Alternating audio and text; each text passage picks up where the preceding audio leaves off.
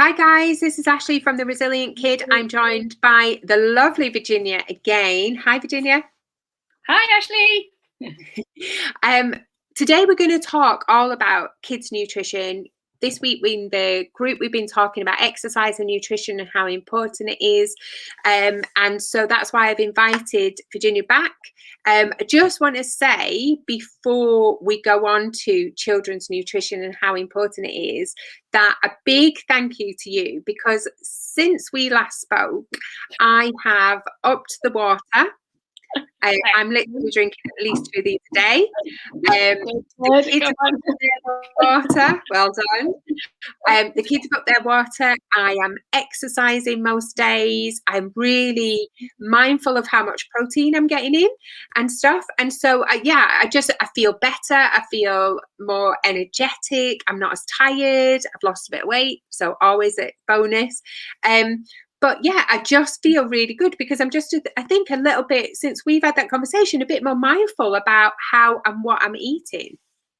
That's fantastic to hear, Ashley. It's really great. I do think that sometimes just making simple changes like that, just slowly, and not pushing yourself ahead too much, just means really quickly you can start to feel so much better. And energy and sleep is so important. Once you've got that, then the world comes your oyster a little bit more. So that's great to hear. Well done. I'm really pleased for you. Absolutely. And I think we're going to get you back to talk to us about sleep kind of a little bit later.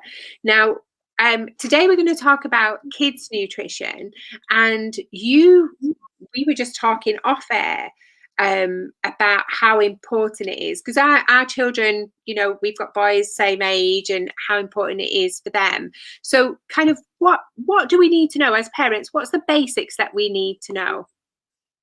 So as a parent, I think one of the really key things is to get as much variety into our children's diets as possible. Now, I know that feels like hard. It feels like, particularly when they're younger and they're sort of in the 4, 5, 6 age range, it's kind of like, no, I only want to eat my sausages and my chicken nuggets and, my toast. Believe me, beige foods. I've had that child, so I know that feeling. You'll remember, Ashley. Yes, I remember. But really, it's about building variety into their diet, and particularly amongst fruit and vegetables, is to just bring in as many different foods as you can, and as many particularly different vegetables to get different colour into their diet. Because each of those different colours supports a different area of their well-being. And so, for example, you've got, I'm just looking at my little list here because I can't always remember, but you've got, for example, green foods that help your heart, blue or purple foods that help them learn, also orange foods that help support their eyes. So you've got all these different things, but basically, and that's because in those different foods, particularly in vegetables and fruit, so what we call our plant foods, they've got different plant chemicals. The fancy name for that is polyphenols, but they're different plant chemicals, and each one of those chemicals supports those different areas of your health. So it's just getting that variety into their diet, and also you'll have different textures, different flavors. So just reintroducing those foods. Just they may be stubborn to begin with, but just re-representing them to your child and giving that different variety gets them more accustomed to things and different flavors. So actually then they will naturally expand. And so what we try to do is to try and introduce a rainbow of variety into their diet. So every day if you can, or every week if you can. And I think that is because I've heard about, the rainbow and trying to eat the rainbow and things like that, but never ever heard before how different foods, like different colors, help with different things. So like oranges with your eyes. Now, I know the old adage is eat carrots, it's good for your eyesight, but never realized that was really true. You just thought it was something that somebody's made up along the line so the kids will eat the carrots. So that's just amazing. So let's just recap that. So oranges for your eyes, am I right? Yeah. So we've got Yeah, so we've got green is for helps your heart, Brilliant. helps pumps your oxygen around your body, so that gives you energy. Also reduces blood pressure and inflammation, so that's more for your adults really concerned, less likely in children. Yellow, so yellow is everybody thinks, well, a bit bland, what are we going to do with yellow? But yellow is actually really important for the gut bugs, the natural gut bugs that you have, the natural bacteria in your gut, because they love the yellow fibers. And then they eat on those yellow fibers, and that gives your bowels energy to process the food and to do the work that your bowel needs to do. So yellow is actually really important. If you think about yellow, you've got yellow peppers, in the summer, yellow tomatoes, sweet corn, root ginger falls in the yellow as well. Well, it's funny you should say that, because I mean, there's a lot of anxiety around at the minute. We've got lots of things that are changing for everybody. So I'm getting a lot of therapy clients with anxiety, and really helping those tummy, that gut bacteria is really instrumental in helping calm that anxiety as well. Because a lot of parents will come to me and say they're always talking about tummy ache, or they need to go to the toilet all the time, and that's why, because that's where we hold the those stress hormones. And so actually, if we can put foods in there for them, and I'm a real, much to my kids' disgust sometimes, but I'll like grab some say frozen sweet corn and just throw it into something like a salad, or even if it's kind of, we did like a bit of a Mexican night a weekend, I put them in the quesadillas and stuff, just because it's an extra veg, but not realizing how important they are. So that's brilliant. So we've got yellow. What else have we got? So we've got orange. We talked about orange is mainly for your eyes and for your immune system, and again supports your heart. So for orange vegetables, we've got butternut squash, carrots, which we all know about. Most children eat carrots. Orange peppers, that's another really easy one. If your kids like red peppers, they'll pretty much like orange peppers. Sweet potatoes are great. You make it into sweet potato mash, roast sweet potatoes.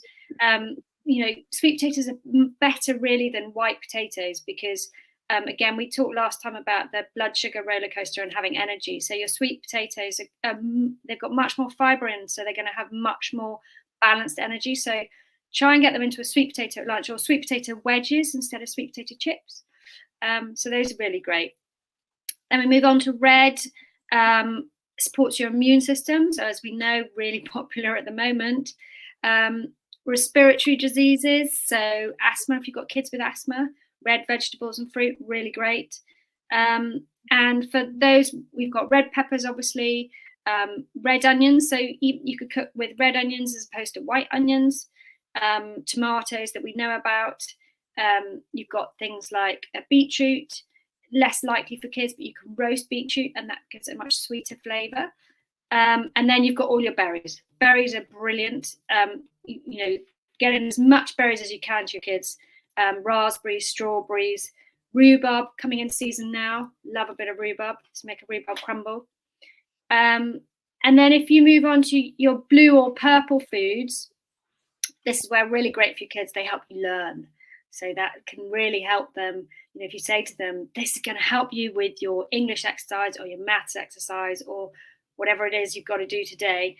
And for adults, they help your skin and also reduce your cholesterol. So thinking about those vegetables at the moment in season, Cavolo Nero, you can just get, that's that purple kale. It looks sort of longer and flatter. Red and purple cabbage, quite nice and sweet if you had a bit of red currant jelly. Olives, so purple Kalamata olives. Purple carrots, if you can get those, you might get them in a farm shop. Alternative to orange carrots, pretty similar. They're just purple, but quite exciting, and they give a purple colour on your hands and your lips. Yeah, which love, don't they? They absolutely love.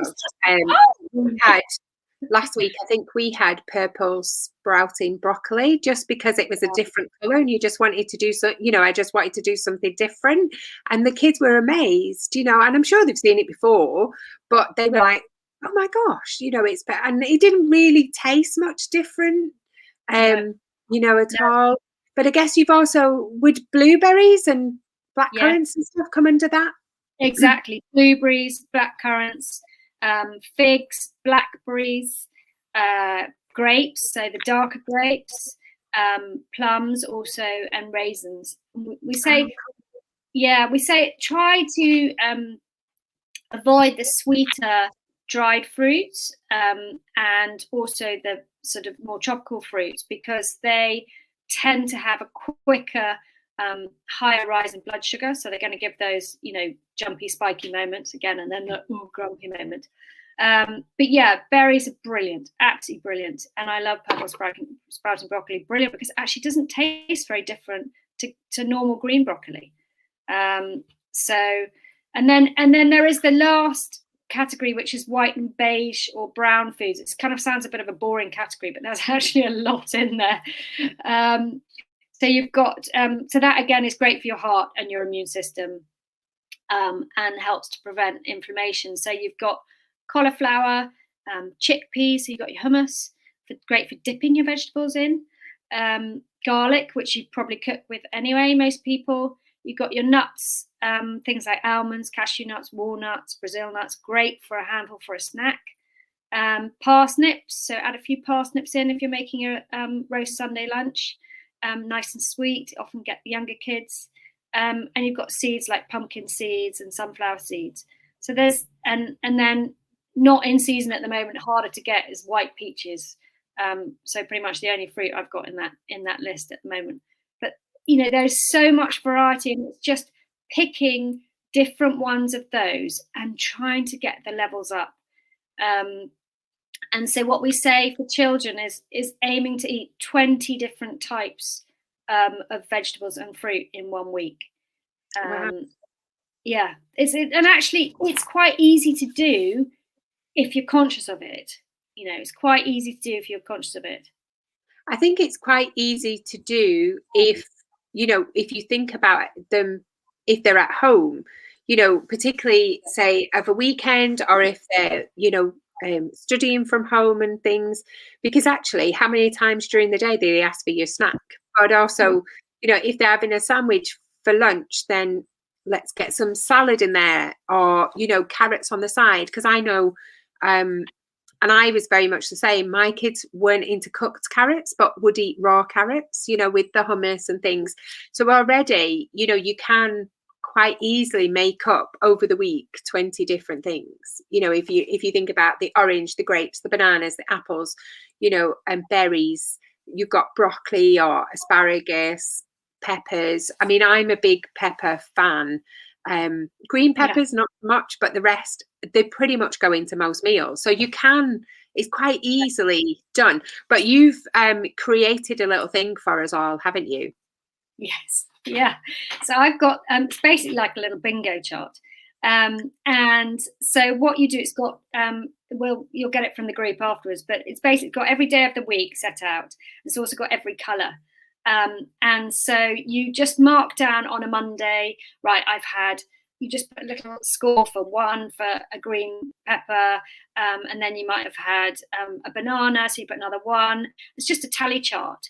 And they give a little tick for everything they've eaten during the day, and see how many the kids can get to each day. And if they can get one in each column, so one in the green, one in the yellow, one in the orange, maybe that day they don't hit the purple. So then the next day they're a bit more excited to see if I can get the purple. Mummy, what have we got that's purple that I can have? I want to have my purple. And so it's really, it's basically a little bingo chart for them to do, and for you to do, so that by the end of the week, just to see how many they've eaten each day and how many they've eaten during the week. And I bet you, if you have a go, everyone will be eating more than you think. And I've also put in a little row for have you tried something new at the bottom of the row? Because Excellent. that's a kind of little nudge. Okay, by Thursday we haven't tried anything new. Are we going to try something new this week? Yeah, we're going to do it. Excellent. And that's really good, because if we get the kids involved, then when we go shopping, we can think about, okay, well, what is it purple that we need to be looking for? Things like that. Virginia doesn't know this, but I have a little prize. So what we'll do is, if we have, so if you upload your little charts that you can print off from the group, if you upload your little charts on there, and then and we'll have a look, and then what we'll do is we'll randomly pick whoever's entered, we'll randomly pick, and the winner, we will post you out one of our new, or which way? Brilliant. Yeah, that was perfect. Yeah, brilliant. I love that, Ashley. So yeah, so we've just had them printed. So we'll send out a winner. We'll send out the winner one. So Virginia and I will keep our eye on that, and you can post in the comments here, or you can send them to me, no problem. And we'll look for who's got the most, and those who have, we'll put in a draw, and we'll pick a winner. How about that? Great. I think that sounds fantastic. A little bit of extra incentive. Yes, excellent. Okay, any more top tips before we go? So yeah, just a couple of top tips for thinking of different ways to include them in your diet. So it doesn't matter whether they are fresh or frozen vegetables. So as Ashley said, frozen veg, can be just as easy. I like frozen spinach. It comes in little cubes. You can chuck it in, put it in your spaghetti, put it in your stews, put it in pretty much anything, gets hidden up and absorbed very quickly. Also, keeping them, obviously having a fruit bowl available at children's height, not high up, so that they can actually reach it and take a piece of fruit if they want to. Having fruit and vegetables pre-cut in your fridge so they can reach them and take them if you want. And also, this maybe we were talking earlier, but made me think of this. When you're cooking and preparing a meal and they're hanging around and they're like, I'm hungry, can I have a snack? Because mine always do that about 20 minutes before they're about to have a meal. And actually, if you're cutting the veg, throw them some. If they want to have some, then that's fine. Get them in first. You've got them in before they've eaten anything else. Bingo, you're done. And get them involved with preparation. Obviously, be careful with little fingers, but if you get small knives and which aren't too sharp on a small little board, and you're sitting them down, they can actually get involved in the prep. My 8-year-old daughter loves helping me chop. She loves helping me chop. And I was a bit nervous to begin with, and my mum was around. This was before coronavirus, so a while ago.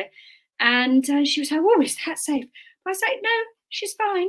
And actually, I just keep an eye over her, and she sits next to me and she chops away, and then a couple go in as well. So definitely another top tip there.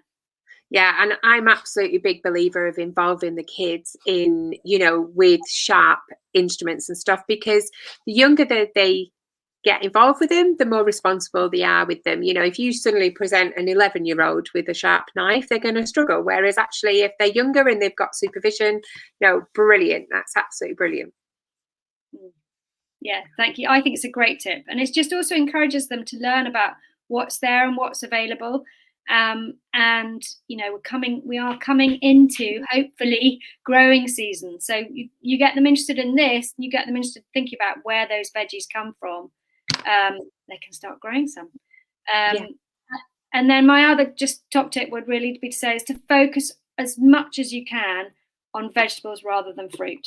So really, we're talking about 6 vegetables to 2 pieces of fruit. So try to keep them up on the veg rather than the fruit. Brilliant. And I really love the idea of you chopping and them coming to help themselves, because I don't know about you, I can't do a salad without, a good chunk of cucumber going missing, because I've got little people next to me, or not so little in my case, but yeah. Okay, fabulous. That's really good. So just to recap on the competition, print off your rainbow poster, your rainbow bingo that Virginia is kindly prepared for us. Pop it on the fridge, keep your eye on it, and then as soon as the week is up, take a picture, upload it in the comments, and then we will pick a winner. Yeah. So now Virginia's going to be back with us on Saturday to talk more about this, but for parents, you know, because I started by saying, you know, how much less tired I am. And, you know, I'm really busy at the minute. So it's lovely to have that bit of extra energy. So she's going to just talk through a few tips on Saturday in Parents Corner. So thank you very much, Virginia, for joining us again. And we'll see you Saturday. Super. Thanks, Ashley. And good luck with your children's Rainbow Chart Bingo. Looking forward to seeing the results. Thank you. Take care. Bye.